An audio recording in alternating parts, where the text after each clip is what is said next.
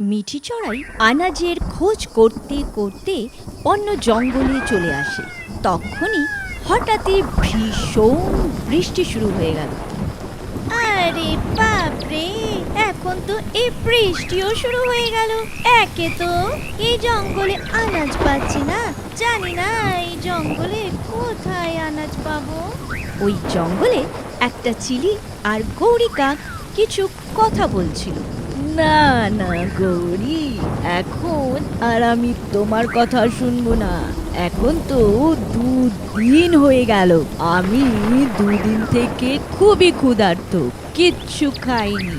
হ্যাঁ হ্যাঁ চিল দিদি, আমিও তো জানি, কিন্তু আমি কি করব, বৃষ্টির জন্য কোনো শিকার পাচ্ছি না যে। যদি এই বৃষ্টি না হতো তাহলে আমি আপনার জন্য একটা কেন শিকারের লাইন লাগিয়ে দিতাম। হ্যাঁ হ্যাঁ আমি জানি, কিন্তু আজকে যদি তুমি খাবার না আনো তো আমি তোমাকে কাজ থেকে ছাঁটাই করে দেব। যদিও তোমার ওই দেবরানী সুন্দরী কাকি আছে না, ও আমাকে কবে থেকে বলছে যে ওকে যেন কাজে রেখে নিই। না না, আমি এক্ষুনি যাচ্ছি। ঠিক আছে, কিন্তু যদি এটা না হয় তাহলে তো জব তো গেল। গৌরী এই কথা বলে ওখান থেকে চলে গেল। আরে এখন এই চিল দিদিকে কোত্থেকে দেব শিকার? কিছু বাহানা বানালে তোমাকে কাজ থেকে হাঁটিয়ে দেব বলে হুমকি দেয়। আমি তো নিজেই এর কাজ ছেড়ে দিতে চাই, কিন্তু কি করি, পাপি পেটের জ্বালা যে। তখনই গৌরী মিঠি চড়াইকে দেখতে পেল। আরে এ কে? এ তো এই জঙ্গলের নয় মনে হচ্ছে। একেই ফাঁসিয়ে চিল দিদির কাছে নিয়ে যাই, তখনই চিল দিদি এর কাজ তামাম করে দেবে মনে হচ্ছে।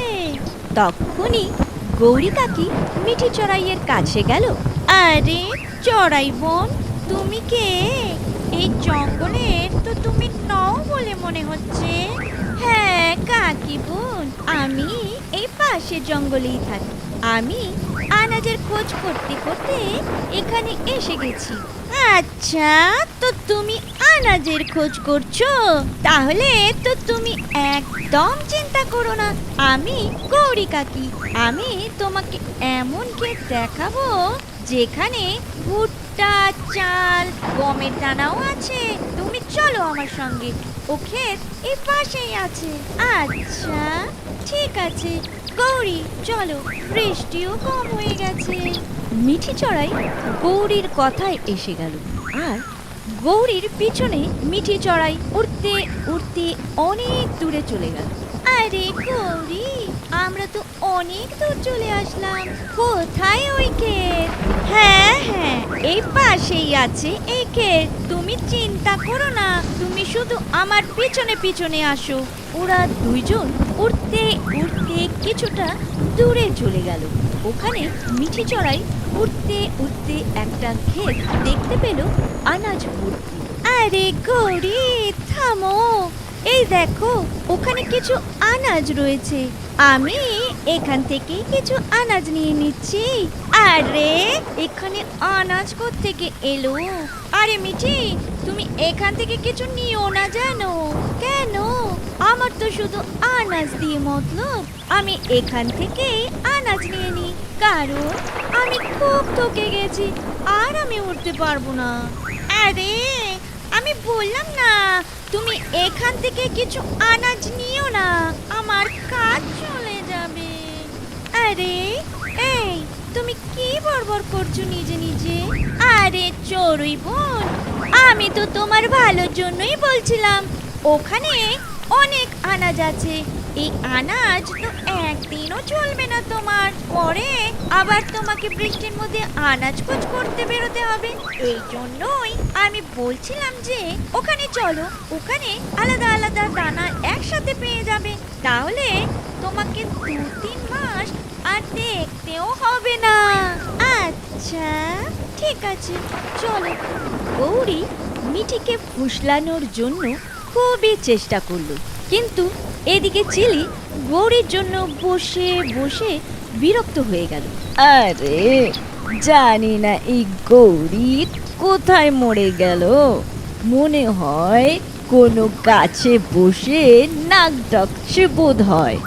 এর ভরসায় থাকলে আমি না খেয়ে মরে যাব। চিলি শিকার খুঁজতে চলে গেল। আরে এখন তো আমার এই কাকির ওপর সন্দেহ হচ্ছে, না জানে এ কোথায় নিয়ে যাচ্ছে। কিন্তু এ যদি সত্যি বলে তো আমাকে আনাজের জন্য যেতেই হবে। এ কাক আর কি বা ক্ষতি করবে আমার। গৌরী মিঠিকে নিয়ে চিলের এলাকার কাছে এসে গেল। আরে এই চিল দিদি কোথায় মরে গেল? এখন এই চড়াই আমার উপর সন্দেহ না করে। আরে এটা কোন জায়গা? আমরা কোথায় এসে গেলাম? এ কোন জায়গায় নিয়ে আসলে গৌরী? আরে চড়াই তুমি থকে গেছিলে না?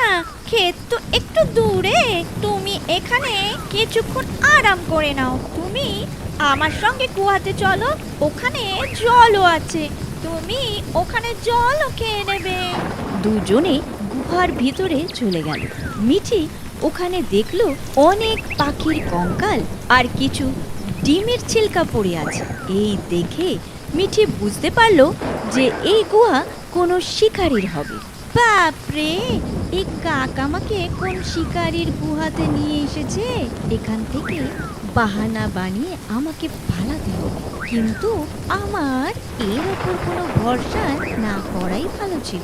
শোনো গৌরী, তোমার ক্ষেতের আনাজ এখন রেখে দাও, আমি পরে সময় করে ওখান থেকে নিয়ে নেব। আমি এখন চললাম। আরে এই চিলের বাচ্চাকে এক্ষুনি যাওয়ার ছিল। এই চিলের বাচ্চাকে তো আমি ছাড়বো না। কি জানি কোথায় মরেছে। এখন আমি চড়াইকে আর আটকে রাখতে পারবো না। চড়াই পাখি ওখান থেকে যেতেই যাচ্ছিল, তখনই চিল ওখানে এসে গেল। আরে দাঁড়াও দাঁড়াও চিড়িয়া রানী, কোথায় যাচ্ছ? এখনো তো তোমাকে আমি ঠিক করে স্বাগতই করিনি। মিঠি চিলিকে দেখে খুব ভয় পেয়ে গেল, কিন্তু চড়াই তা বুঝতেই দিল না চিলকে। যে একবার আমার গুহায় আসে তাকে আমি একবার স্বাগত না করে যেতে দিই না। আরে চিল দিদি, স্বাগতের কি আছে? আসলে না আমার বাচ্চা ওই গাছে আমার পথ চেয়ে বসে আছে, আমি ওদের গিয়ে নিয়ে আসি। কি বাচ্চা? কোথায় তোমার বাচ্চা? আরে গৌরী, তুমি যে গাছে আমার সাথে মিলেছিলে না, ওই গাছের কোটরে আমার বাচ্চা আছে। আসলে তুমি আনাজের কথা বলেছিলে না, তো আমি ভাবলাম তাহলে ওটা এই কাছেই হবে, তাই আমি ওদের নিয়ে আসিনি কি না। আচ্ছা, তো চিল দিদি, এর সাথে এর বাচ্চাদেরও আমাদের খাতির করতে হবে। বাহ বাহ, আজকে তো চড়াইয়ের সাথে ও নরম নরম বাচ্চাও খেতে পারবো। হ্যাঁ হ্যাঁ গৌরী, চলো চড়াই, আমরাও তোমার সাথে চলবো কিন্তু। হ্যাঁ হ্যাঁ, কেন না, চলুন। গৌরী আর চিলো মিঠির সাথে পিছনে উঠতে উঠতে চলল। আরে চিল দিদি, আজকে আপনার তো উৎসব লেগে গেল, কিন্তু আমার কমিশন ভুলো না যেন। হ্যাঁ হ্যাঁ গৌরী, আজকে তো তোমাকে ডবল কমিশন দেব। উঠতে উঠতে মিঠি একটা গাছে এসে বসল। চিল আর কাকও মিঠির সাথে ওই গাছে এসে বসে গেল। আরে চড়াই, তোমার বাচ্চারা কি এই গাছে আছে? না না চিল দিদি, আমি এই ফল দেখে থেমে গেলাম।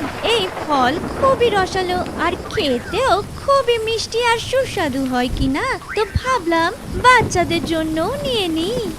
আচ্ছা, আমি আজ পর্যন্ত এই ফল কোনো দিন খাইনি, আমার তো খুবই খিদে পেয়েছে। চিল দিদি, আমি কি একটা দুটো ফল খেতে পারি? আচ্ছা ঠিক আছে, খেয়ে নাও গৌরী। গৌরী ওই গাছ থেকে 2-3টে ফল পেড়ে খেতে লাগলো। ওর ওই ফল খুবই ভালো আর সুস্বাদু লাগলো। আরে বাবা, কি ভালো, কি সুস্বাদু, কি মিষ্টি ফল! আরে চিল দিদি, আপনিও 1-2টো ফল খেয়ে ফেলুন, না হলে পরে আপনি পস্তাবেন কিন্তু, এই আমি বলে দিলুম।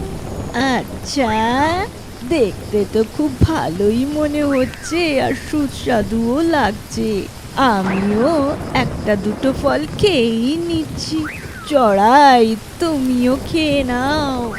না, আমি আমার বাচ্চাদের জন্যই নিয়ে যাব, আপনি খান। চিলের ফল খুবই ভালো লাগলো। গৌরী আর চিল মিলে অনেক ফল খেয়ে ফেললো।